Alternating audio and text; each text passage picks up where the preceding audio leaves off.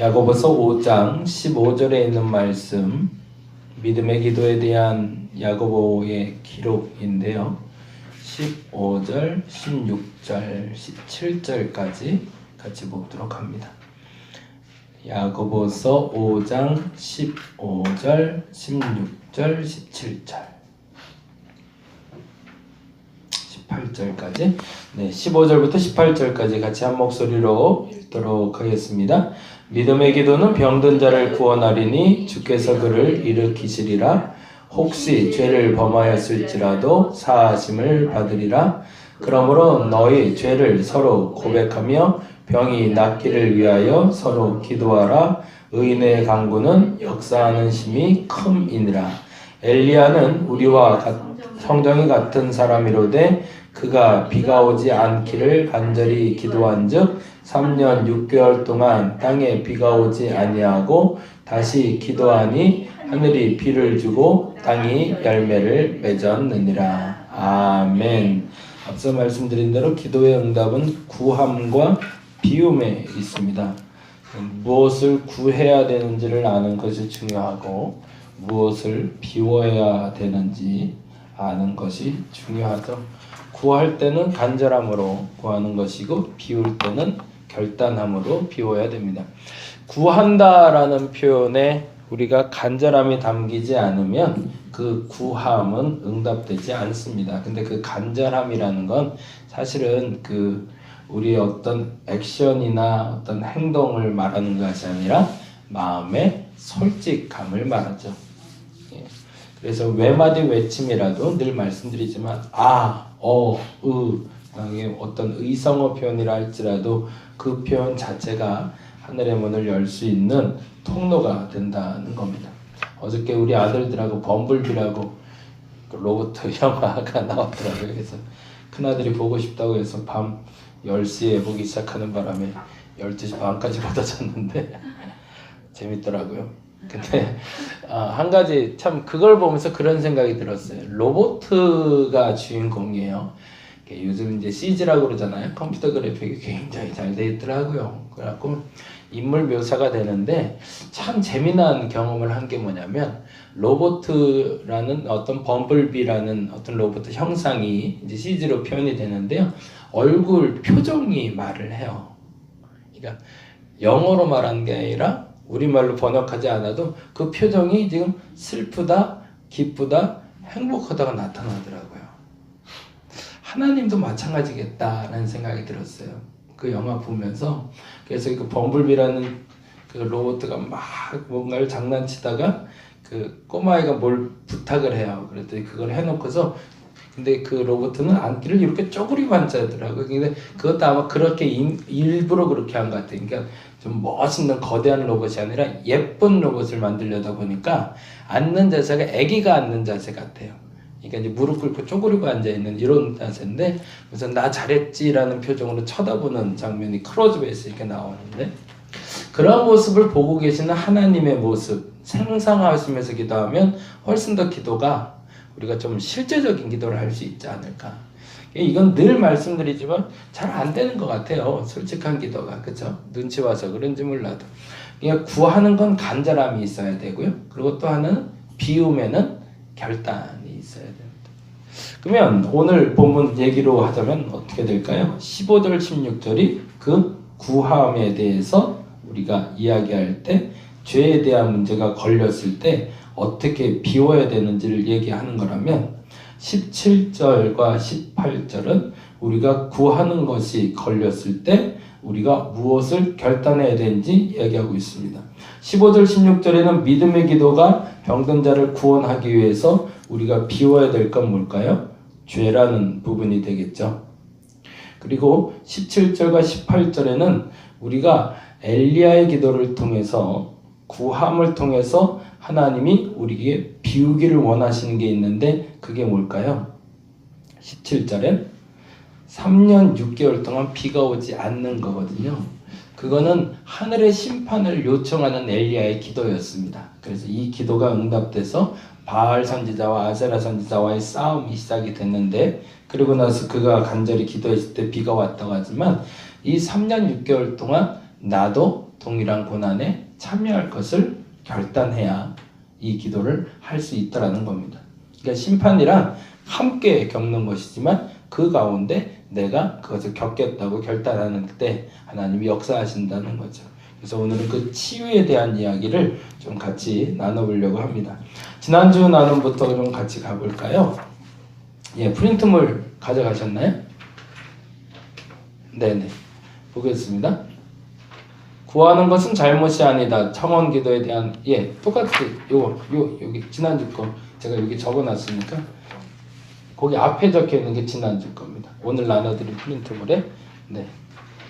구하는 것은 잘못이 아니다. 청원 기도에 대한 오해인데요. 하나님께 무엇인가를 구하는 것을 우리는 청원 기도라 부른다라고 했습니다. 그렇죠? 네. 맞죠? 네. 청원 기도. 하나님께 무엇을 구하다. 그것을 우리는 이제 잘못 기복적이다라는 표현 때문에 오해의 소지가 있는데 무조건 기복적인 건 아닙니다. 왜냐하면 인간이 하나님께 무엇인가를 구하는 것은 당연한 일이기 때문이죠. 문제가 되는 것은 구하는 행동이 아니라 구하는 내용이다 라고 말씀드렸습니다. 구하는 행동이 아니라 구하는 내용. 그러니까 구하는 내용이 기복적으로 보일 수 있어도 그 구하는 내용이 하나님 앞에 간절함으로 드리는 온전한 내용이라면 그 청원 기도는 반드시 응답된다. 조용기 목사님 그렇게 얘기하더라고요. 반드시 모든 병은 낫는다 그러시더라고요. 진짜인가? 내가 보기엔 안 나는 경우도 많던데 근데 아니래요. 절대 그런 일은 없다. 하나님은 분명 낫게 하신답니다. 네, 그래서 믿음으로 스스로 한번 고백해 보시기 바랍니다. 세상은 잘 사는 것, 복 받는 것을 구하지만 우리가 구해야 할 것은 세상과 다른 것, 곧 거룩에 대한 물음과 대답을 구할 수 있어야 된다. 그러니까 내가 이것을 구하는 것이 거룩과 반하는 것이라면 내가 구하는 것은 응답되지 않겠지만 내가 구하는 것이 거룩과 합한 것이라면 하나님 응답하실 거라는 거죠. 오늘 새벽에도 얘기 드렸는데 시작과 과정과 결과가 거룩해야 됩니다. 청원 기도는 시작과 과정과 결과가 거룩해야 됩니다. 시작을 그냥 얼렁뚱땅, 과정을 적당히, 결론을 그리고 잘 이런 일은 없다는 거죠. 시작이 바르게 되고 과정도 최선이어야 되고 그래야 결론이 거룩한 것이 되는 거죠.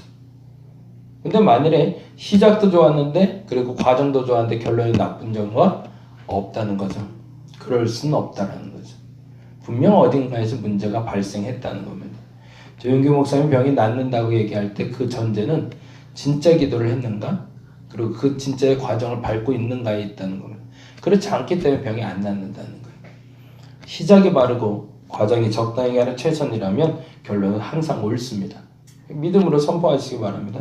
저도 그거에 대한 확신은 있어요. 여러분이 시작을 제대로 하시면 그리고 과정만 잘 밟아가시면 반드시 하나님 응답하십니다. 하나님의 첫 번째 거, 하나님의 행동을 주문하지 말고 그분께 맡길 수 있어야 된다. 이게 이제 시작이죠. 하나님 병 낫게 해주세요. 하나님 이 문제 해결해 주세요. 라고 말하기 이전에 그러한 행동을 하나님께 요청하기 전에 그것을 하나님께 맡길 수 있어야 된다. 그 말을 제가 이런 표현으로 했는데요. 결과에 대한 신뢰. 우리가 잘 쓰는 단어로는 믿음이죠. 내가 이 병을, 이 문제를 하나님께 맡겼을 때 하나님이 반드시 가장 옳은 것으로 마무리하실 것이라는 믿음이 있는가? 어디까지 맡길 수 있는가? 내 자녀를 어디까지 맡길 수 있는가? 나의 삶을 어디까지 맡길 수 있는가? 하나님께. 진짜 목숨까지도 맡길 수 있는 건가? 아니면 내 푼돈만 하나님께 맡기는 건가? 은행에 펀드를 들면서 혹은 이제 이자 놀이를 하려고 돈을 맡길 때 전액을 맡길지 조금 맡길지를 고민하는 것처럼 내게 이윤이 되는 걸 사람들은 맡기게 되는데 하나님께도 마찬가지. 하나님께 많이 맡기면 맡길수록 그 맡기는 만큼 하나님은 이득으로 내게 돌려주신다는 겁니다. 그러니까 행동을 자꾸 주문하지 말고 하나님께 위탁할 수 있어야 된다는 거죠. 두 번째, 하나님의 일회적인 일회적인 구출 행동을 구하지 말고. 이 부분이 참 중요한 것 같아요. 그렇죠? 문제 해결에 대해서 우리가 이 부분을 명확히 해야 되는데 하나님의 이례적인 구출 행동을 구하지 말고 하나님의 영에 의해 변화되기를 구하라. 그래서 변화와 성장과 성숙이 있다라고 얘기하죠. 변화, 성장, 성숙. 그러면 이례적인 구출 행동은 변화, 성장, 성숙 중에 어딜까요? 변화겠죠, 변화. 내 삶은 갑자기 변하는 거예요. 안 보였던 눈이 확 열리고요. 나 환자가 병이 낫고요. 변화된 거죠. 중풍병자가 일어나고 변화된 겁니다. 그거는 시작이죠. 이례적인 구출 행동은 삶이 변화되는 시작입니다. 근데 그 다음에 가야 될 게 뭐죠? 성장해야 되고 성숙해야 됩니다. 어디를 향해서? 하나님의 영을 향해서. 그거를 우리는 성숙이라고 부르고 신앙의 성품 만들기라고 얘기하죠. 그래서 성령의 열매는 사실은 병이 낫는 것이 아니죠. 성령의 열매는 성품이 변화되는 걸 얘기합니다. 병이 나서 성품이 변화되는 거고 돈을 많이 벌어서 성품이 변화되고 이렇게 가야 되는데 그 이례적인 구출에만 우린 집중하고 간증들의 대부분은 이 이례적인 구출의 목적지가 있죠. 내가 예수 그리스도를 믿었더니 무당을 접고 이거를 하게 됐다. 이건 이제 변화. 거기까지는 변화지 그게 내 삶의 마지막 종착역은 아니래요. 그래서 무당짓을 하다가 지금 내가 예수를 믿게 됐는데 그 다음엔 어떻게 성장했는지 그리고 어떻게 성숙했는지도 얘기해줘야 했는데 거기를 얘기 안 하니까 사람들이 그 목적지는 보지 않고 그 변화에만 목적을 걸고 기도하기 시작한 거죠. 이 부분은 우리가 조금 알아야 됩니다. 그러니까 변화가 잘못된 건 아니지만 변화는 시작점이다. 예, 변화, 성장, 성숙으로 가야 된다. 예, 그렇게 좀 정리해 놓으시면 좋을 것 같고요. 그래서 여기 이렇게 적으시면 좋겠네요. 문제 해결이 아닌 문제로부터 자유함이 목적입니다. 그러면 성장하고 성숙한다는 건 뭘까요? 성품이 좀 완성됐다는 것. 그런 자잘한 문제 때문에 우리가 고민할 일이 많지 않다는 거죠.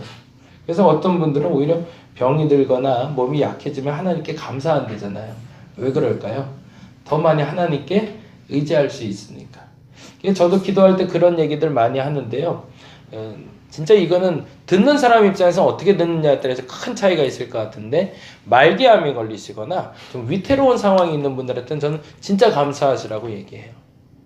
왜 그럴까요? 진짜 내가 할 게 아무것도 없거든요. 이제는 그냥 감기나 뭐 다리가 부러지거나 이런 거는 의사의 도움을 받을 수가 있거나 약의 도움을 받으면 되거든요. 그걸로 어느 정도 완치가 돼요. 근데 그런 거 말고 진짜 하나님 아니면 못할 일들을 우리가 만나게 되거든요. 근데 그런 일에 대해서는 오히려 첫 번째는 감사해야 됩니다. 왜냐하면 하나님의 역사를 경험할 수 있는 기회가 내게 제공이 된 거니까. 문제 해결이 아닌 문제로부터의 자유함이 목적이 됩니다. 그래서 세 번째 우리가 알아야 될 건데요. 반복할 청원과 반복하지 말아야 될 청원을 구별할 수 있어야 됩니다. 그러면 이제부터는 알게 됩니다. 아, 이 병은 내가 안고 가는 거구나. 이건 내가 이제 그만해도 되는 거구나. 우리 윤건 선생님 죄송하지만 당뇨 조금만 안고 가시면 돼요. 예, 조절하라고 주시는 것들이 있어요. 그렇죠? 연단하려고 주시는 것들이 있어요. 근데 그거는 없애달라고 부탁하는 것이 아니라 그걸 내가 잘 안고 갈 수 있도록 기도하는 것이 맞다는 거죠. 반복할 청원이 있고 반복하지 말아야 될 청원이 있습니다. 그래서 우리가 잘 아는 본문 중에 그때 그 얘기 드렸죠. 모세, 그리고 다윗, 그리고 사도 바울에는 아주 중요한 인물들이 나오죠. 모세가 가나안에 좀 어떻게 안 되겠냐고. 거기 좀 들어가는 게 내 소원이고 내 꿈이고 내 비전인데 그만해라 그러시잖아요. 그렇죠?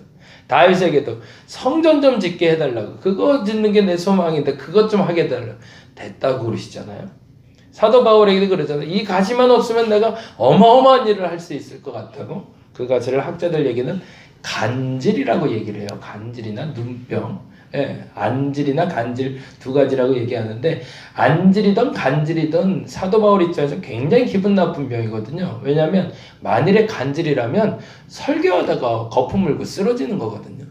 안질이라고 했을 때 그 안질은 눈에 자꾸 눈곱이 끼는 거예요. 그래서 설교하다 말고 자꾸 눈곱 만져서 빼고 자꾸 이러니까 아 이것 좀 그만하게 해달라고. 그랬더니 주님이 그러시잖아요. 그만해라. 네. 그만해야 될 때가 있습니다. 그리고 지속해서 구해야 될 것도 있습니다. 그것이 응답이니까. 이게 응답이라는 기준이 하나님이 내게 말씀해 주셨으면 그게 응답이니까. 그래서 그 가로에는 이렇게 적죠. 이미 응답 받음을 신뢰하라. 이게 참 기가 막힌 겁니다. 응답 받음을 신뢰하라. 그래서 1번부터 3번까지 제일 중요한 단어는 사실은 믿음입니다. 내가 하나님을 얼마나 믿고 있는가. 내 걸음걸음도 하나님의 인도하심을 믿고 있는 사람은 그 걸음걸음도 지키실 겁니다. 내가 자고 일어나는 그 시간도 하나님 지키신다고 믿는 사람들은 그 자고 일어나는 거 하나님 진짜 지켜주실 겁니다. 조금씩 새벽마다 부탁드리지만 조금씩 앞으로 나가시면 참 좋겠어요. 그래서 누가 그런 표현을 쓰는데 그 표현 참 좋은 표현. 신앙의 근육을 만들어야 된다는 표현을 쓰더라고요. 신앙의 근육. 근육을 어떻게 만드는지 아시나요? 근육을 만들려면 이번에 저도 운동 배웠다가 배웠는데 몸에 몸에서 흡수할 만큼 몸에서 감당할 만큼 몸을 움직였을 때는 근육이 만들어지질 않는데요. 이거 제가 이 핸드폰 들고 계속 이런다고 근육이 만들어지는 게 아니라는 거죠. 이거는 내가 감당할 만한 거니까. 근데 근육은 내가 감당하지 못할 것들을 가끔씩 감당하게 될 때 근육이 생긴대요. 근데 그 말이 참 맞는 말이에요. 신앙의 근육도 마찬가지죠. 30분 기도했던 사람이 도저히 못 넘겼는데 31분 기도하면 근육이 생기는 거죠. 네. 하나님 앞에 전도를 한 명도 못 했던 사람이 한 명을 전도하면 그때부터 전도에 근육이 생기는 거죠. 성경을 끝까지 한 번도 못 봤던 사람이 드디어 한 번을 완전히 다 읽게 되면 이제 말씀에 근육이 생기는 것처럼 그 신앙의 근육을 만들어가는 과정들이 우리에게 필요하다는 거죠. 근데 더 기쁜 일은 사실은 그 밑에 써 있는데 사실 더욱 기쁜 일은 하나님이 우리의 청혼을 듣고 계신다는 겁니다. 청혼을 들으신다. 이게 제일 좋은 거죠. 내가 투정해도 듣고 계시고 원망해도 듣고 계시고 내가 뭐라 하든 그분이 뭐라고 나한테 대답해 주신다는 것, 그게 진짜 감사한 거죠. 사실 그 자체이면 그로 인해 우리를 유익한 길로 인도하실 것을 믿기 때문입니다. 저는 이거에 대한 확신은 있습니다. 앞서도 말씀드린 것처럼 시작이 잘 됐고요. 과정이 좋았으면 결코 나쁜 결과 없습니다. 정말 열심히 기도했고 정말 열심히 간구했는데 예를 들어서 정말 사랑하는 사람을 세상에 떠나게 했어요. 근데 그렇다고 해서 그것이 잘못된 건 아니라는 거예요. 왜요? 잘 기도했고 잘 과정을 왔다면 그러면 돌아가시는 게 맞다는 거예요. 그 얘기 이제 구체적으로 할 겁니다. 볼게요. 오늘은 모든 기도는 치유력을 가진다는 건데 1번 이렇게 적으면 좋겠습니다. 모든 기도에는 치유의 능력이 있습니다.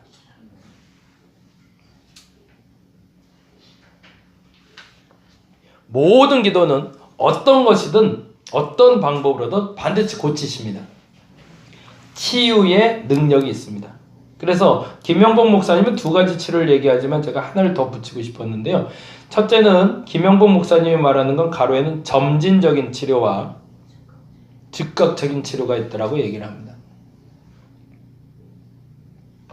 근데 저는 그 옆에 그렇게 적어 놓으시면 좋겠는데 영혼의 치료와 육신의 치료라고 적으시면 좋겠어요. 육신을 고치지 않더라도 하나님이 영혼을 고쳐주시는 분들이 있더라고요. 아까 말씀드린 것처럼 지병은 계속 낫질 않고 계속 갖고 가요. 근데 그 지병 때문에 영혼이 바뀌는 사람들이 있더라고요. 그거는 반드시 치료가 나타난 거죠. 어떤 치료가 나타난 거냐면 내 영혼이 변한 거죠. 오늘 새벽에도 말씀드렸던 그 과부 되시는 분을 30년 동안 품었던 목사님이 고백하는 게 있어요. 어떤 고백을 했냐면 내 삶에 응어리였던 그 분노의 덩어리들이 빠져나가는 걸 느낀대요. 그분을 볼 때마다. 그분을 참고 견딜 때마다 그분이 좀 나갔으면 좋겠는데 라고 생각하다가도 그분을 바라보고 있으면 그래. 하나님이 저 가라지를 내게 주신 이유는 내 안에 있는 분노를 다스리기 위함이구나. 그래서 30년 동안 자기가 다듬어진 거를 어느 순간 뒤돌아보니 알게 됐다고 얘기를 하시더라고요. 치료가 반드시 일어납니다. 육신의 치료가 아니더라도 영혼의 치료가 일어나고 있다는 거죠. 그러면 어떻게 해야 될까? 두 번째 우리가 신뢰해야 될 부분들을 말씀드립니다. 의학과 신학은 양자택일이 아니라는 겁니다. 이게 잘못되면 이단되는 거고요. 이게 잘못되면 잘못된 신앙 갖게 되는 거예요. 의학과 신학은 이거 아니면 이거를 선택하는 게 아니라는 거죠. 그건 뭐죠? 의학 기술은 하나님이 주신 선물입니다. 예, 의사에게 주신 달란트예요. 사람 고치라고. 그걸 우리는 이건 양자택이라는 게 아니라 같이 가야 된다는 거죠. 네. 문제는 현대의학의 치료를 거부하고 기도에만 매달리거나 혹은 기도를 거부하고 현대의학에만 매달리는 게 문제가 되는 거죠. 그죠? 양자택일이 아닙니다. 같이 가는 겁니다. 기도도 해야 되고 의사의 손을 위탁하며 가야 됩니다. 좋은 의사는 물론 만나야 되죠. 근데 참 중요한 단어를 써놓으셨는데요. 그 다음에 부작용이 없는 약은 없다는 말이 진실임을 알아야 된다. 예, 이걸 인정할 수 있으면 그때부터는 아까 말씀드린 그 자유함이 오는 거죠. 문제로부터의 자유함이 오는 겁니다. 아, 왜 내가 이렇게 치료받다가 갑자기 또 이렇게 안 좋아지지? 뭐가 잘못된 거 아니야? 아니요. 원래 부작용이 없는 약은 없습니다. 어떤 상태든지 인간이 만든 약들은 완전한 게 없기 때문에 그래서 감기약을 계속 복용한 사람은 위장이 상하기도 하는 거고요. 어쩔 수가 없어요. 왜요? 인간이 완전하지 않기 때문에. 근데 그러게 되면 우리는 기도해야 되는 거죠. 이 완전하지 못한 인간의 의술로 내 몸이 치료받고 있는데 이 완전한 치료를 위해서 주께서 역사해달라고 기도하는 게 순서가 맞는 거죠. 이건 양자택일이 아니라 함께 가는 겁니다. 반드시. 무엇도 버려서는 안 됩니다.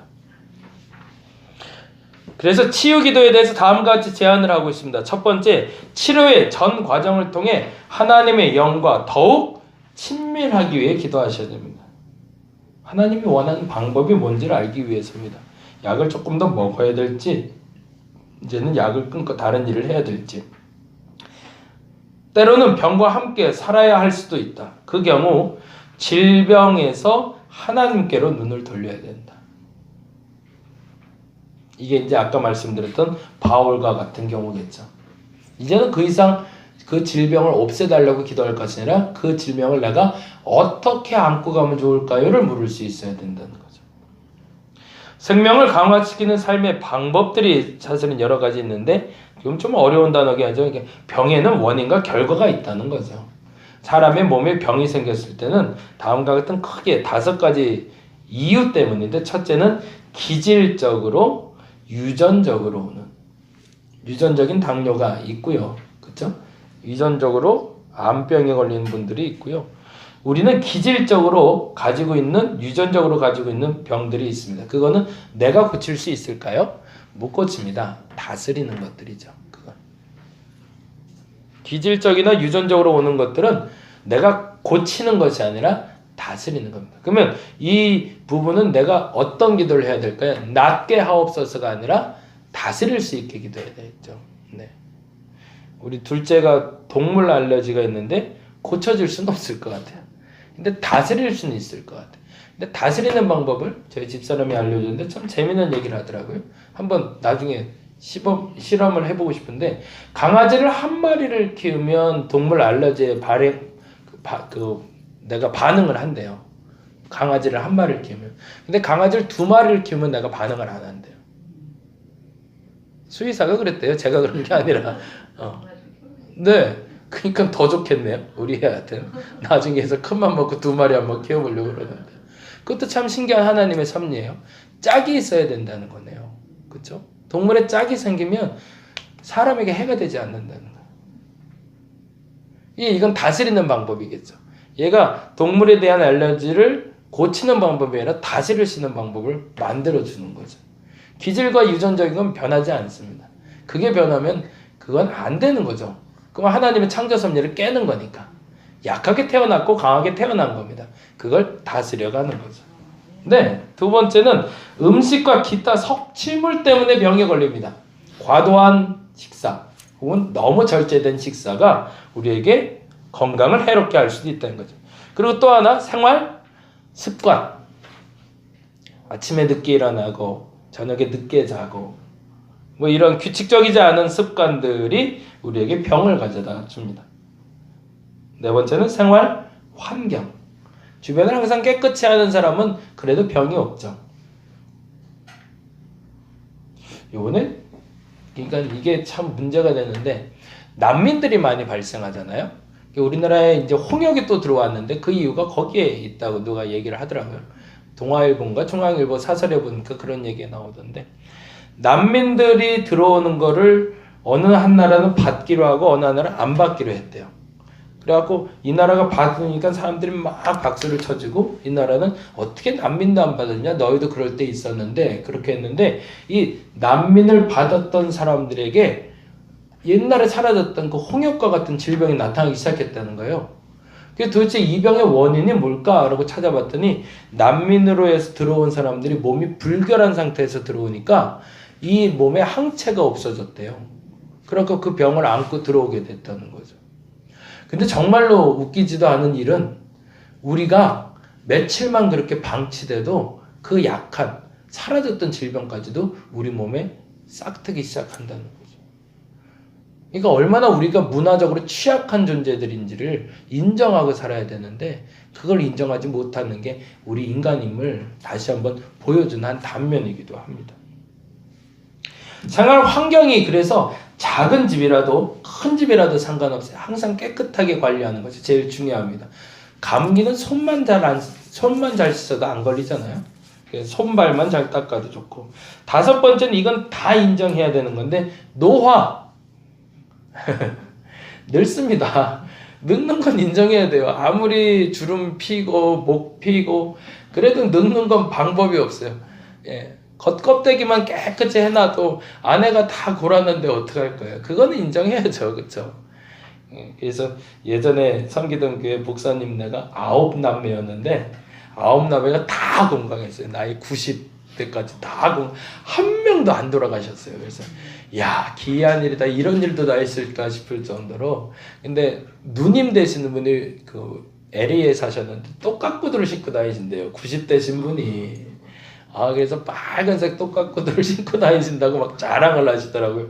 근데 걱정이 많이 되더라고요. 어른이 됐을 때 신어야 될 신발도 우리는 인정을 해야 됩니다. 그렇죠? 네. 노화는 내가 막을 수 있는 건 아닙니다. 그러면 보면 기질적이나 유전적인 거나 노화는 하나님께 위탁된 것들입니다. 이건 뭐 하는 거죠? 다스리는 겁니다. 그때그때마다 다스려야 되는 거지만 그러나 음식물이나 생활습관, 환경은 내가 바꿀 수 있는 것들입니다. 그건 어떻게 할까요? 그건 하나님께 구하기 전에 나 스스로가 다스려서 가야 될 부분이 있다라는 거죠. 그러니까 하나님께 맡길 부분이 있고 내가 병을 가져오게 한 것이 있으면 그것에 대해서는 죄에 대해서 대가도 치르고 용서도 구하고 그리고 그 병에서 해방되는 연습을 할 필요가 있다는 거죠. 그러니까 무조건 기도해서 변화됐다가 아니라 이 5가지의 기준을 봤을 때 내 병의 원인이 온 것을 나 스스로 먼저 제거할 수 있어야 되고 그것이 안 되는 것은 의사의 힘이나 하나님의 힘을 구할 수 있어야 된다는 겁니다. 세 번째, 그래서 치유적인 환경을 조성하는 게 제일 중요합니다.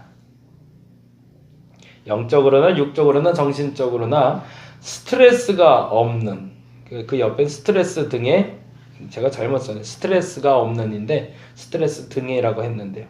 치유적 환경을 조성하나 스트레스가 없는 환경을 만들라는 얘기죠. 그 다음에 더 중요한 것이 있습니다. 네 번째인데 중보기도 네트워크를 만들라. 이 부분이 참 중요한 것 같아요. 병은 자랑하라고 그러잖아요. 나 병 걸렸대. 나 수술하는데 그 다음 할 말이 있죠. 뭐라고 해야 되죠? 기도해줘. 그 말이 익숙하게 할 수 있는 사람이 있으면 참 좋겠습니다. 나 아파. 기도해줘. 그래, 내가 기도해줄게. 그 사람은 행복한 사람입니다. 그래서 그 옆에 그렇게 써놨는데 절대 외로운 싸움을 하지 말라. 하나님이 기뻐하지 않습니다. 동물도 같이 있으면 병이 안 걸릴 때인데 사람이 하물며 혼자 있으면 병에 걸리는 게 당연한 거죠. 같이 있어야 병과 싸울 수 있습니다. 근데 영적인 동역자가 있다면 그보다도 행복한 건 없는 거죠. 제가 이번에 수요일마다 공부하는 모임에 만성 질환을 갖고 계시는 목사님이 계세요. 이 세상에 존재하는 병의 대부분을 한 번씩 경험하실 만큼 굉장히 머리도 좋고 굉장히 비상하신 분인데 이상하게 그 지병이 그렇게 많으세요. 근데 이제 성경 공부를 하는데 올 2월 달에 그 우리 목사님들을 그래서 좀 건강하시라고 1년에 한 번씩 건강검진을 공짜로 좀 해주세요. 어느 한 병원에서. 근데 그 병원에서 받으라고 그래도 목사님들이 얼마나 믿음이 좋은지 아무도 안 받아요. 공짜로 받으려면 좀 받지, 공짜로 받으려도 그렇게 싫다고 안 받아요. 그래서 이 얘기를 물어보면 정기적으로 가는 병원도 있다고 그러고 뭐도 있다고 뭐 여러 가지 핑계가 많아요. 저도 마찬가지고 나 이렇게 건강한데 뭘 가 그러면서 안 가고 그러다가 이제 요번에 갔는데 근데 가면서 그 목사님께도 얘기해요. 목사님도 가요. 나 심심한데 같이 갑시다. 그랬더니 나는 1년에 한 번씩 정기적으로 검사받아 괜찮대요. 걱정 안 해도 돼. 뭘 괜찮냐고. 나 옛날에 암 치료를 한번 받은 적이 있어서 정기적으로 병원에 간다는 거예요. 괜찮대. 가지 말래. 내가 밥 사드릴 테니까 가자고. 그래서 놀러 가자고 갔어요. 그때 이분이 울며 겨자 먹기로 쫓아왔는데 뭐 다른 검사는 진짜 1년에 한 번씩 매년 하는 거니까 그건 검사 안 받고 그러면 난 내시경도 안 하고 대장도 안 하고 아무것도 안 하는데 그래도 가서 이거 공짜로 했는데 좀 하라고. 그러면 전립선하고 갑상선이나 해볼까? 그러더라고요. 그걸 한 번도 안 해보니까 그러라고. 그러면 그거라도 하라고. 그러더니 그날 오전 딱 진료가 끝나니까 그보다 할 게 없는 거예요. 우리는 이제 오후에 대장도 해야 되고 위도 해야 되고 그러니까 막 수면 대치하고 욱욱 하고 있는데 혼자서 가자 밥 먹으러 가자 막 그러고 있더라고요. 그러고서 오전부터 그러고 있어 이제 왔어요. 근데 내시경 검사 받은 그러고 다 건강하다고 판명 나왔는데 그분이 갑상선 초기 암이 발견이 됐어요. 전립선하고. 그래갖고 요즘 와서 그 얘기하세요. 양 목사 아니었으면 나 죽을 뻔했다 그러시더라고요. 필요할 때가 있어요. 그리고 인정하고 고쳐야 될 때가 있는데 스스로가 다스려야 되는 거죠. 근데 그때마다 기도하는 사람이 있다는 것, 기도의 동역자가 있다는 건 가장 큰 행복입니다. 그들에게 털어놓는 게 부끄러운 게 되지 않았으면 좋겠고요. 귀찮은 게 되지 않았으면 좋겠어요. 제가 도남동에서 목회할 때 그때 첫 경험을 한 게 뭐였냐면 참사랑 요양원이라고 그때 생겼어요. 교회 앞에. 근데 서정래 권사님이라고 실명을 거론해도 될까 돌아가셨는데 그분이 새벽에 나오다가 진짜 새벽을 한 번도 안 빠진 분이에요. 근데 너무 추운 날인데 워낙 몸에 열이 많으세요 그분. 그러니까 늦었다고 그날은 갑자기 그냥 얇은 외투 하나만 딱 입고 그냥 확 나온 거예요. 근데 그때 확 뇌졸중이 왔어요. 그래서 그 자리에서 그냥 쓰러졌어요. 나오자마자 푹 하고 쓰러지시는 바람에 그때 못 깨어나셨어요. 그리고 병원에 입원했는데 반신이 불구가 됐죠. 근데 이제 이분이 집에서 이제 하다 안 되니까 요양원으로 들어가시게 됐는데 그게 제가 계기가 돼서 일주일에 한 번씩 그분에게 가서 신방을 좀 했어요. 그래서 하면서 잘 지내시는지 가서 찬송 불러드리고 예배드리고 왔는데 옆에 사람들이 그걸 욕심을 내더라고요. 그 옆에 있던 보호자하고 환우들이 나도 해주고 가면 안 되냐고. 그래서 뭐 돈 드는 거 아닌데 그거 못 해주겠냐고. 그래서 옆에를 해주고 나왔어요. 그래서 그 방분들만 제가 이렇게 해서 한 4분 있길래 4분 해줬더니 그 옆방에서도 또 해달라고 또 연락이 와온 거예요 자꾸. 그래서 그거 못 해주겠냐고. 그래서 한 5-6명을 그렇게 그냥 갈 때마다 일주일에 한 번이니까 뭐 가서 그냥 기도만 해주고 왔어요. 그때 원장님이 어느 날은 부르시더라고요. 그래서 예배를 아예 그냥 드려주면 안 되겠냐고. 그렇게 하고 그때 예배를 시작을 해서 한 1년 동안 예배를 드린 적이 있어요. 근데 병이 걸렸을 때 우리 그 병에 대해서 기도한다는 것만으로도 우리 병이 나을 수 있다는 신념이 생기는 게 큰 행복이 되더라고요. 그래서 그 병을 드러내기 시작하니까 함께 기도의 동역자가 생기기 시작하고, 그래서 그 경험이 계기가 돼서 제가 지금 요새 아름여왕도 가게 됐는데, 작은 지병도 상관없습니다. 근데 거기서 문제는 뭐냐면 거기에 가게 된 결정적인 계기들이죠. 다행히 그분은 그렇지는 않았는데 그 옆에 분들 보니까 버림받은 분들이 있더라고요. 보호자가 이제는 안 오는 거예요. 그냥 그분들만 계시는 분들. 그냥 외로웠던 거죠. 얘 나중에 내막을 알고 보니까. 근데 교회는 그러지 말아야 되겠다는 생각을 해요. 그래서 우리 안에서는 그 지병에 대해서는 오픈하고 그 병이 자랑거리가 된다는 건 아니지만 솔직하게 얘기하고 같이 고쳐나갈 수 있는 그런 우리 기도 공동체가 될 수 있기를 바랍니다. 예, 그 다음에 또 중요한 게 있는데 5번째인데요. 회복된 건강으로 다른 사람을 위해 봉사하라. 이 말은 다 하죠. 그렇죠? 병이 나면 봉사 좀 해야지 이제.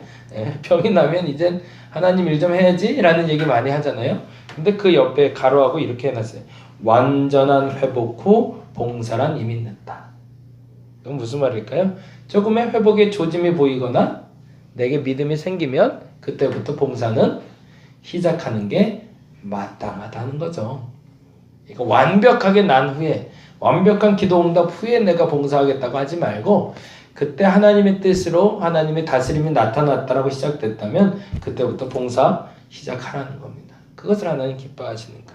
4번째 마지막으로 하나님의 능력으로 끝까지 투병하는 것도 아름답지만 이건 참 조심스러운 표현이지만 우리 다 건강하시니까 말씀드립니다. 하나님의 능력으로 초연하게 뭐라고 쓰면 좋을까요? 죽음을 받아들이는 것도 아름다운 일이다. 이게 멋진 것 같아요. 우리 이거 놓고 기도하자고요. 이게 제일 행복한 것 같아요. 제가 신앙생활하면서 제일 행복한 건 죽음이 두렵지 않은 거. 요양원 가면서 그 믿음이 생겼는데 제가 이 경험을 처음 한 게 언제였냐면 샘물 호스피스 봉사활동 갔을 때거든요. 원지 목사님이 하시는 샘물 호스피스를 갔더니 사람을 둥글게 앉혀놓고 이렇게 설명을 하시더라고요. 샘물 호스피스 이제 초창기였어요. 그래서 뭐 이렇게 해서 내가 차도 이런 거 샀고 죽기 전에 암 환자들에게 내가 세례도 주고 이런다. 근데 한참 얘기하는데 뒤에 누워 계세요. 노인분이셨는데 이렇게 그냥 편하게 누워 계시면서 그분 누워 있는 상태에서 우리가 한참 얘기했거든요. 근데 오늘 오전에 돌아가신 분이라는 거예요. 시체를 뒤에 두고 그리고 정말 이불 편하게 누워 있어요. 죄송한데 이분 오늘 오전에 돌아가셨다. 근데 아직 준비가 안 돼서 그냥 여기 편히 누워 계시겠다고. 근데 겁이 안 나는 거예요. 예. 시체가 겁이 안 나더라고요. 그건 몸뚱아리니까 말 그대로. 근데 더 감사한 건 그 죽음 자체가 겁이 나지 않은 편안한 죽음을 맞이하고 있다는 거죠. 누가? 믿음의 사람들이. 우리 마지막에 행복했으면 좋겠습니다. 예, 돈 많이 버는 거 좋죠. 행복하고 건강 회복하는 거 좋은데 덜 아프고 정말 밥 잘 먹고 다음날 깨보니 천국이더라. 이런 은혜가 저와 여러분에게 있기를 간절히 바랍니다. 기도하겠습니다. 모든 기도가 치유함이 있습니다. 점진적으로도 치료가 되고 즉각적으로도 치료가 되고 영혼이 치유가 되고 육신이 치유가 됩니다. 이 4가지 중에 하나는 분명히 일어나고 있습니다. 우리는 믿음이 있다는 것은 이 치료를 내가 경험할 수 있다라는 믿음을 말합니다. 점진적으로 치료하셔도 감사, 즉각적으로 치료하셔도 감사, 영혼을 치료하셔도 감사, 육신만 치료하셔도 감사. 그 감사를 잊지 않게 하여 주시고 그 마지막 순간에 만일에 하나님이 내 영혼을 걷어가신다고 하셔도 감사할 수 있는 믿음을 허락하여 주시옵소서. 점진적인 치료, 즉각적인 치료, 영혼의 치료, 육신의 치료, 그리고 내 영혼을 걷어가시는 그날까지 주님 앞에 내 믿음이 변치 않게 하여 주시옵소서. 감사합니다. 고마우신 예수님 이름으로 기도드렸습니다. 우리 다 같이 기도하도록 하겠습니다.